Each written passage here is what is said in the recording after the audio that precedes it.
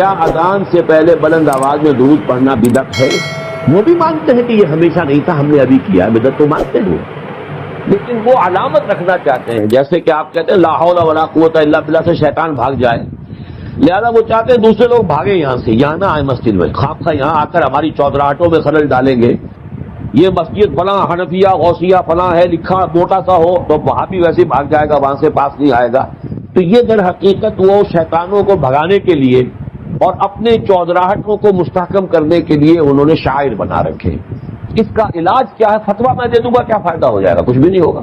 آخر وہ بھی یہ تو نہیں کہتے کہ ہمیشہ سے تھی اذان کے اندر، یہ صحابہ کے دور میں ہوتی تھی، یہ اذان کس طرح پڑھی جاتی تھی، اہل تشیع سے۔ اب جا کے معلوم ہوا ایران میں وہ اذان میں وہ الفاظ نہیں کہتے جو یہاں کے شیعہ کہتے ہیں کہ حضرت علی رضی اللہ تعالیٰ عنہ جو ہے وہ حضور کے خلیفہ بلا فخر ہیں۔ بلا فخر ہونے کے معنی یہ ہو گئے کہ حضرت ابوبکر، حضرت عمر، حضرت عثمان تینوں کی خلافت زیرو ہو گئی اور اول روز سے خلیفہ حضرت علی۔ یہ الفاظ یہاں والے کہتے ہیں، وہاں والے نہیں کہتے۔ وہاں والے یہ کہتے ہیں جو الفاظ ہم کہتے ہیں کہ علی ولی اللہ ہے، امیر المومنین ہے، اس کو بھی ہم کہتے ہیں مستحب ہے، لازم نہیں ہے، یہ ان کا فتویٰ ہے مستحب۔ اچھا، اس میں ہمیں بھی اس اعتبار سے کوئی اعتراض نہیں کہ ہم بھی امیر المومنین مانتے ہیں حضرت علی کو رضی اللہ تعالیٰ عنہ، ہم بھی انہیں ولی اللہ مانتے ہیں، اس میں کیا شک ہے؟ ہر صحابی ولی اللہ۔ اس ولایت کے اوپر اگلے درس میں گفتگو ہوگی، یہ نوٹ کر لیجئے، اس لیے کہ اس آیت الکرسی کے بعد اگلی دو آیتیں جو ہیں وہ ولایت کے موضوع پر ہیں۔ اللہ ولی الذین آمنوا یخرجهم من الظلمات الى النور والذین کفروا اولیاءهم الطاغوت یخرجونهم من النور الى الظلمات۔ تو اس پر گفتگو ہوگی۔ تو اولیاء اللہ جو ہے حضرت علی کیا ولی نہیں ہے؟ یقیناً بہت بڑے ولی اللہ ہیں۔ تو یہ لیکن آیا اذان میں یہ کہنا چاہیے تو وہ بھی کہتے ہیں کہ یہ کوئی ہمارے نزدیک واجب نہیں ہے۔ تو یہ جب ان سے علماء سے بات کریں گے تو وہ بات کچھ اور کرتے ہیں، ان کے عوام اور جہلاء کا جو طرز عمل ہے وہ کچھ اور، اور وہ وہی ہے۔ کیونکہ میرا ایک لفظ آپ پڑھتے ہوں گے، میرے انٹرویوز میں بار بار آیا، اگر کہ مجھے اندیشہ ہے کہ میرے اوپر فتوے لگنے شروع ہو جائیں گے، میں یہ کھل کر باتیں کہہ رہا ہوں۔ ہمارے ہاں فرقوں کی حیثیت کیا ہے؟ یہ مولویوں کی ٹریڈ یونینیں ہیں، جیسے پیشے ہوتے ہیں، اس لیے کہ ہم نے دین کو پیشہ بنا لیا۔ اسلام میں دین کا کوئی پیشہ نہیں۔ مسلمان کو قابل ہونا چاہیے کہ اسے مسجد میں آئے ہیں اسے آگے کر دیا جائے، نماز پڑھائے۔ مسلمان کو اس قابل ہونا چاہیے اپنی بچی کا خود نکاح پڑھائے۔ مسلمان کو اس قابل ہونا چاہیے اپنے باپ کا جنازہ خود پڑھے، لیکن ہم نے تو چونکہ یہ کرنا ہی نہیں، لہذا ہم نے مولوی پاک رکھے ہیں اور ان کو ہم نے پیشہ بنا دیا۔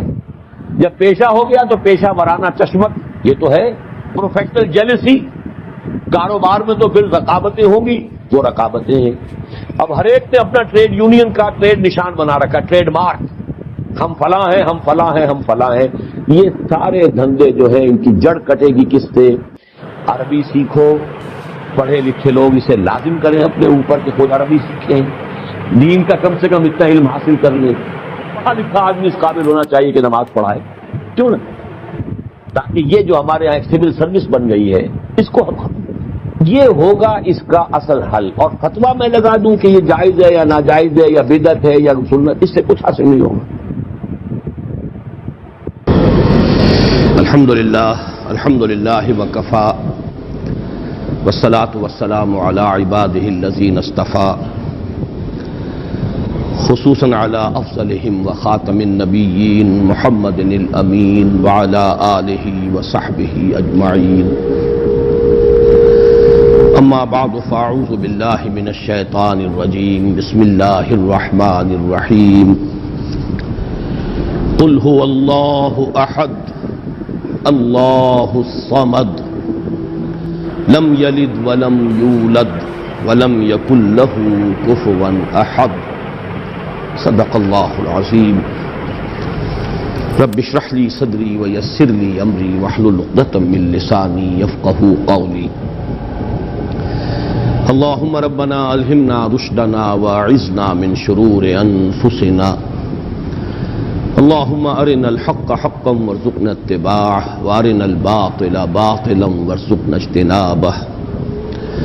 اللہم ربنا آنس وحشتنا فی قبورنا وارحمنا بالقرآن العظیم، اللہم اجعلہ لنا اماما ونورا وہدا ورحمہ، اللہم ذکرنا منہ ما نسینا وعلمنا منہ ما جہلنا، وارزقنا تلاوته آناء الليل وأطراف النهار واجعله لنا حجة يا رب العالمین آمین۔ ہمارا آج کا درس بھی 3 ہفتوں کے بعد ہو رہا ہے، یعنی 2 ہفتے کے ناغے سے۔ البتہ اب ارادہ یہ ہے اللہ تعالیٰ پورا کرائے کہ بقیہ 2 صورتیں جو آج کے بعد رہ جائیں گی، آج ہم سورہ اخلاص پڑھ رہے ہیں، پھر معوذتین رہ جائیں گی، تو ارادہ پختہ یہ ہے کہ اب ناغہ نہ ہو، اور 1 نومبر کو جمعہ آ رہا ہے تو 2 نومبر کو ہم سورۃ الفلق اور پھر 9 نومبر کو سورۃ الناس کا مطالعہ کر کے یہ سلسلے وار درس قرآن جو اب اپنے اختتام کو پہنچ رہا ہے، تو اس موقع پر ایک خصوصی تقریب کا بھی انعقاد کریں، اس لیے کہ اب اس کے بعد پھر اثر نو شروع سے قرآن حکیم کے درس کے سلسلے کا مجھے آغاز کرنا ہے، اور ارادہ یہ کیا ہے کہ آئندہ یہ درس ہفتے میں 2 مرتبہ، ہفتہ اور اتوار 2 دن تسلسل کے ساتھ، تاکہ پروگرس ہو سکے، اس لیے کہ یہ جو آخری منزل ہے ہماری سورہ حجرات کے بعد سے، اس کے دروس تو ریکارڈ ہو گئے ہیں، آڈیو میں بھی ویڈیو میں بھی، لیکن اس سے پہلے کے دروس شاذ ہی کہیں ہمارے پاس ریکارڈ میں ہیں۔ اب جیسا جتنا بھی اللہ کو منظور ہوگا ابتدا سے، تو اس میں چاہتا ہوں کہ رفتار کچھ زیادہ ہو، تو ارادہ یہ کیا ہے کہ ہر ہفتے 2 درس ہوں تاکہ ہماری رفتار کچھ تیز ہو سکے۔ ایک نقطہ میں نے اس سے پہلے 2 مرتبہ بیان کیا ہے، آج تیسری مرتبہ دہرا رہا ہوں۔ میں سوچ رہا تھا کہ کیوں میں اتنی تکرار کر رہا ہوں، تو ایک تو خیال یہ ہوتا ہے کہ ہر درس میں کوئی ہو سکتا ہے چند ہی لوگ ہوں لیکن نئے ہوتے ہیں، لیکن ایک یہ بھی کہ اگر کسی خیال کی طرف اللہ تعالیٰ نے ذہن کو منتقل کیا ہو اور یہ احساس ہو کہ اس سے پہلے شاید یہ بات کسی گوشے کی جانب سے سامنے نہیں آئی ہے، تو انسان کو فطری طور پر اس سے ایک طبعی لگاؤ ہو جاتا ہے، اور وہ نقطہ یہ ہے کہ قرآن حکیم کی جو آخری 10 آیات ہیں، یہ ایک مکمل قرآن ہے ان منیچر، قرآن ان منیچر، ایک چھوٹا سا قرآن۔ اور یہ کیوں ہے؟ اس لیے کہ ظاہر بات ہے، وہ مصرع زبان پر آ رہا ہے کہ بزم میں اہل نظر بھی ہیں، تماشائی بھی، انسانوں میں عوام بھی ہوتے ہیں، خواص بھی ہوتے ہیں، سنجیدہ طالب علم بھی ہوتے ہیں، اور ایسے بھی ہوتے ہیں کہ جو علم سے یا کوئی طبی مناسبت نہیں ہوتی یا اتنے مواقع انہیں نہیں ملتے، تو پورے قرآن کا پڑھنا، اس کا سمجھنا، یہ تو ظاہر بات ہے کہ سب لوگوں کا نصیب تو نہیں ہے، لیکن یہ کہ یہ 10 صورتیں چھوٹی چھوٹی صورتیں یہ ایسی ہیں کہ جو اکثر و بیشتر نمازوں میں پڑھی جاتی ہیں، عام آدمی بھی ذرا سا بھی اگر مس ہو، لگاؤ ہو، کوئی دلچسپی ہو دین سے، تو ان 10 صورتوں کو تو یاد کر لیتا ہے۔ یہی وجہ ہے کہ تراویح کی نماز میں جہاں کوئی حافظ نہیں ہوتے، یا آخری ایام جو ہوتے ہیں ختم قرآن کے بعد، پھر ان میں انہی 10 صورتوں کو 2 مرتبہ پڑھ کر 20 رکعتوں میں وہ جو تلاوت کی جاتی ہے۔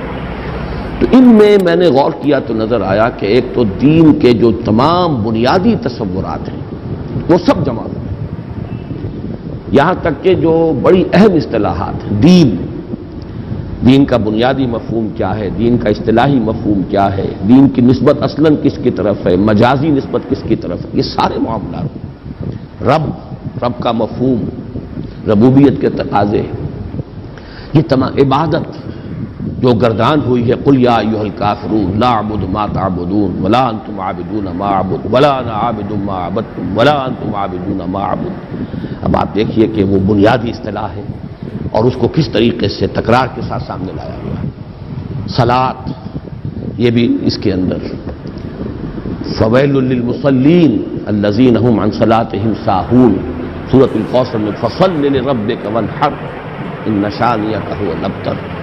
تو واقعہ یہ ہے کہ اگر یہ 10 صورتیں بھی انسان نے پڑھ لی ہو، ظاہر بات ہے سورہ فاتحہ تو ہر مسلمان جانتا ہی ہے، پڑھتا ہی ہے، ہر نماز کی رکعت میں پڑھتا ہے، لیکن یہ 10 صورتیں بھی اگر کوئی عام انسان سمجھ لے تو واقعہ یہ ہے کہ دین کے جو بنیادی تصورات ہیں اس کی گرفت میں آ جائے گی، پھر ان کو یاد رکھنا آسان، ان کو دہراتے رہنا آسان۔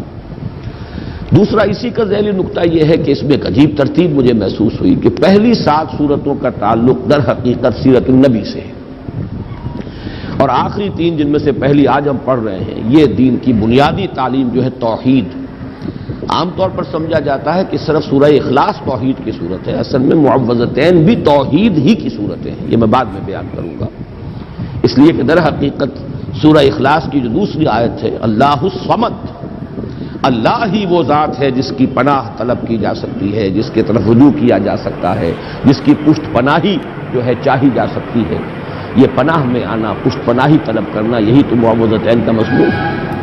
تو معوذتین در حقیقت دونوں جو ہے اس اللہ الصمد ہی کی شرح پر مشتمل ہے، اور یہ وہ توحید عملی ہے۔ بہرحال تین صورتیں آخری جو ہیں وہ تو توحید کا نہایت عظیم خزانہ، پہلی 7 صورتوں میں ایک عجیب حسن ترتیب کے ساتھ سیرت کے مضامین۔ کسی بھی انسانی شخصیت کی سیرت لکھی جائے، اس کی لائف بایوگرافی لکھی جائے، پہلی بات یہ ہوگی کب ولادت ہوئی، کہاں ولادت ہوئی۔ سورۃ الفیل کیا ہے؟ عام الفیل میں ولادت ہوئی ہے، اور وہ اصحاب الفیل کون تھے جو خانہ کعبہ کو ڈھانے کے لیے ارادے سے آئے تھے، مکہ مکرمہ میں ہے، تو گویا کہ یہ حضور صلی اللہ علیہ وسلم کی ولادت کے ساتھ منسلک ہے سورۃ الفیل۔ پھر یہ کس قوم سے تھے، کس قبیلے سے تھے، کیا آپ کا خاندان کا حسب نسب کیا ہے۔ سورۃ القریش کیا ہے؟ قریش آپ کا قبیلہ ہے جس کے آپ ایک فرد ہیں، ان کا کیا مقام تھا، اللہ کے ان پر کیا احسانات تھے، کس طرح انہوں نے ان احسانات کی ناشکری کی ہے، یہ ہے سورۃ القریش کا مضمون۔ لإلاف قریش إلافهم رحلة الشتاء والصيف فليعبدوا رب هذا البيت الذي أطعمهم من جوع وآمنهم من خوف۔ پھر تیسری صورت، جس ماحول میں آپ پیدا کیے گئے، جہاں آپ کو اپنا عظیم فرض منصبی ادا کرنا تھا، اس کے کردار اور اخلاق کا عالم کیا تھا، یہ جو سورہ مبارکہ ہے۔ أرأيت الذي يكذب بالدين فذلك الذي يدعو اليتيم ولا يحض على طعام المسكين فويل للمصلين الذين هم عن صلاتهم ساهون الذين هم يراءون ويمنعون الماعون۔ یہ سارا کس کا بس بیان ہو رہا ہے؟ اہل مکہ کے حالات، ان کی اخلاقی پستی، دینی اعتبار سے جو زوال وہ آ چکا تھا، دین ابراہیمی کے جو مس کر چکے تھے، نماز کا حلیہ بگاڑ چکے تھے، کوئی نیکی تھی تو صرف ریاکاری کی نیکی تھی، حقیقت بر سے بالکل محروم، یہ وہ ماحول تھا جس میں کہ آپ کو یہ عظیم کام جو ہے سونپ کر بھیجا گیا، اصلاح کا اور انقلاب کا۔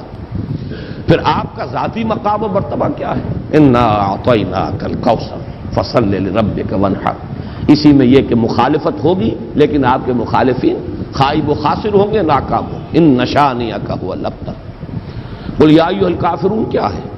جب یہ مخالفت اور یہ تصادم کشاکش حق و باطل کی اپنی انتہا کو پہنچ کر پھر ذرا نرمی پر آئی ہے اور مصالحت کی باتیں شروع ہوئی ہیں، تو یہ اعلان برات، قل یا ایھا الکافرون لا اعبد ما تعبدون ولا انتم عابدون ما اعبد، یوں سمجھیے کہ پورا مکی دور اس میں آ گیا۔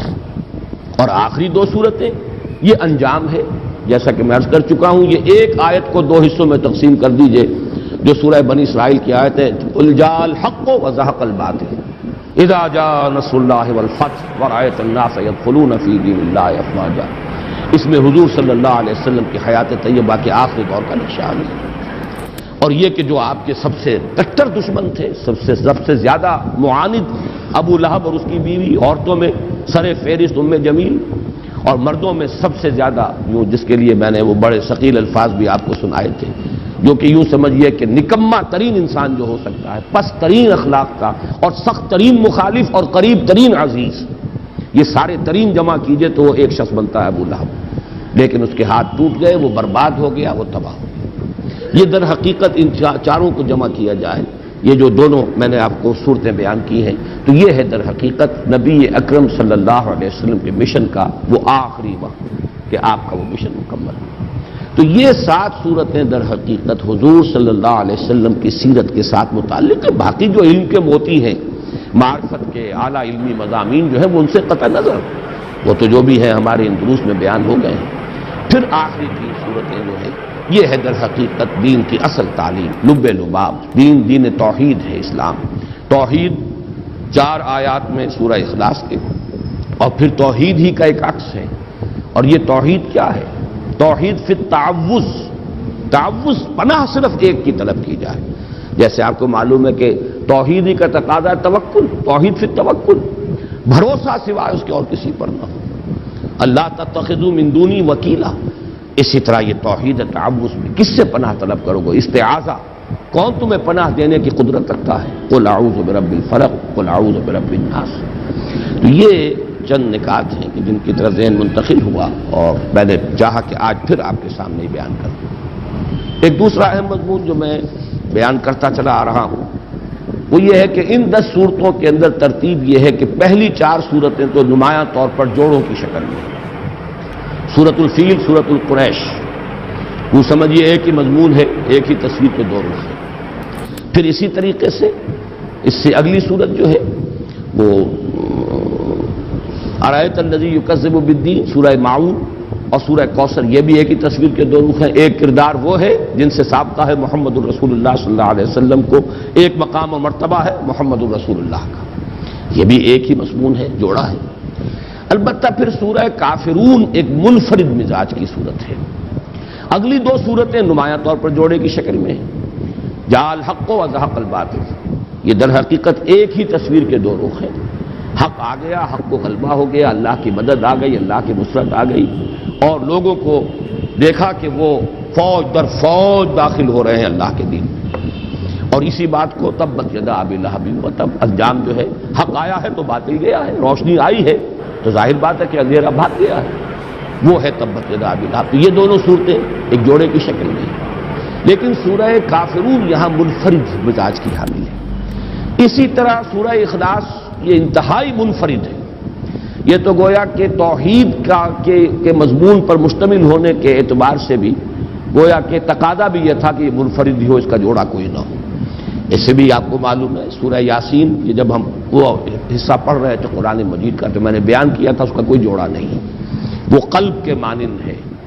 وہ جو صورتیں وہاں 13 صورتیں آئی ہیں ان میں یہ درمیان میں یہ سورہ مبارکہ جو ہے ان کو اس طریقے سے رکھا گیا ہے، بلکہ 21 صورتیں ہیں، وہ دو گروپ جو ہیں مکی صورتیں، 10 ادھر اور پھر 10 ادھر، درمیان میں یہ سورہ یاسین ہے پریزائڈنگ پوزیشن میں، اور وہ بالکل منفرد ہے۔ اسی طرح سورہ اخلاص منفرد ہے۔ اگلی 2 صورتوں کو اندھا بھی جانتا ہے کہ یہ جوڑا ہے، معوذتین نام ہی ان کا جو ہے، 2 صورتیں جن میں تعوذ کی تلقین ہوئی ہے، قل اعوذ برب الفلق قل اعوذ برب الناس۔ تو یوں سمجھیے کہ یہ آخری 6 صورتیں جو ہیں 2 سہ سوروں کی شکل میں ہیں۔ یہ سہ سوروں کی شکل میں ہونے سے اب ایک نقشہ بھی میں نے بلکہ آج اپنے کاغذ پر تو کھینچا تھا کہ اگر آپ 2 مثلثیں ساتھ ساتھ ڈرا کر لیں، ایک مثلث ادھر ہے ایک مثلث ادھر ہے، تو یہ سہ سوروں کو ریپرزینٹ کریں گی۔ پہلا سہ سورہ ہے کافرون، نصر اور لہب۔ کافرون ہے اوپر پریزائڈنگ پوزیشن میں، اور اس کے ساتھ متعلق ہے جوڑے کی شکل میں سورۃ اللہب اور سورۃ النصر۔ ساتھ ہی دوسری مثلث ہے سورہ اخلاص، یہ ہے پریزائڈنگ پوزیشن میں، اور ان کے ساتھ جوڑا منسلک ہے معوذتین۔ اگر ان دونوں ٹرائنگلز کو، دونوں مثلثوں کو آپ برابر برابر رکھیں گے تو خود بخود ایک بات ابھرے گی، اور وہ میں اب چاہوں گا کہ اسے دوسرے اعتبارات سے بھی بہت واضح کر کے آپ کے سامنے رکھوں، کہ پھر بڑا گہرا ربط قائم ہو جاتا ہے سورہ کافرون میں اور سورہ اخلاص میں۔ یہ دونوں پریزائڈنگ پوزیشن میں ہیں، ان 2 سوروں میں، 2 سہ سوروں میں، دونوں ٹاپ کے اوپر ہیں، ادھر سورہ کافرون ہے ادھر سورہ اخلاص ہے۔ کافرون کے ساتھ متعلق سورۃ النصر سورۃ اللہب، سورۃ الاخلاص کے ساتھ متعلق سورۃ الفلق سورۃ الناس۔ یہ دونوں جو ٹاپ پر ہیں ان کے مابین جو ربط ہے ذرا اس کو آپ سمجھیے کہ کس کس اعتبار سے۔ اب نوٹ کیجئے حضور کا عام طور پر معمول جو تھا قرآن مجید کی قرأت جو آپ نماز میں کیا کرتے تھے تو وہ قریب کے جوڑے آپ لیتے تھے، سورۃ الاعلی اور سورۃ الغاشیہ۔ حالانکہ سورہ غاشیہ بڑی ہے تعداد آیات کے اعتبار سے، لیکن یہ کہ جمعے کی نماز میں اور عیدین کی نمازوں میں چونکہ دونوں میں فذکر تذکیر کا حکم ہے، ان دونوں صورتوں کو جمع کرتے تھے، یا پھر سورہ جمعہ سورہ منافقون یاد جمع کرتے تھے۔ لیکن بعض جگہوں پر آپ کا ہم نے معمول دیکھا کہ اس اصول سے ہٹ کر کہیں سے ایک صورت لی ہے کہیں سے دوسری لی ہے، تو اس میں بھی کوئی نہ کوئی مناسبت ہوتی ہے۔ سورہ کافرون اور سورہ اخلاص کا عجیب معاملہ ہے کہ اہم ترین جو سنتیں ہمارے ہاں نماز کی جو شمار ہوتی ہیں ان میں حضور کا معمول ان دونوں کو جمع کرنے کا ہے۔ فجر کی 2 سنتیں، پہلی رکعت میں سورہ کافرون دوسری میں سورہ اخلاص، درمیان میں 2 سورتیں چھوڑنی ہیں۔ اسی طریقے سے طواف کی 2 رکعتیں بہت مشہور بہت ہے، طواف کے ساتھ ان کا ایک بڑا گہرا ربط، پہلی میں سورہ کافرون، دوسری میں سورہ اخلاص. یہ جو ربط اور تعلق ہے اس کو اچھی طریقے سے سمجھ لیجئے کہ ان میں بڑی یعنی گہری مناسبت ہے ان دونوں صورتوں کے اندر. اور اسی کے ساتھ نوٹ کیجئے یہی دو صورتیں ہیں جن کے نام بے شمار ہیں اور ایک نام مشترک ہے. سورہ کافرون کے بارے میں یہ بات میں اس وقت بتانا بھول گیا کہ اس کا نام سورۃ الاخلاص بھی ہے. سورہ اخلاص ان دونوں صورتوں کا نام ہے. ویسے وہ زیادہ مشہور سورہ کافرون کے نام سے، لیکن یہ کہ اس کے بھی نام بہت ہیں، اس کے بھی نام بہت ہیں. آج جو میں اس سورہ مبارکہ کے نام ہے وہ تو میں بعد میں آپ کو گنواؤں گا بھی. سورہ اخلاص کے نام، اور یہ عربوں کے اس مزاج کے مطابق ان کا ایک ذوق تھا. جس چیز سے انہیں زیادہ محبت ہوتی تھی، جس چیز کی زیادہ عظمت ہوتی تھی، اس کے نام بہت زیادہ رکھ دیتے تھے، مختلف پہلوؤں سے، مختلف صفات کے اعتبار سے. شیر کے آپ کو یہ ہزاروں لفظ مل جائیں گے.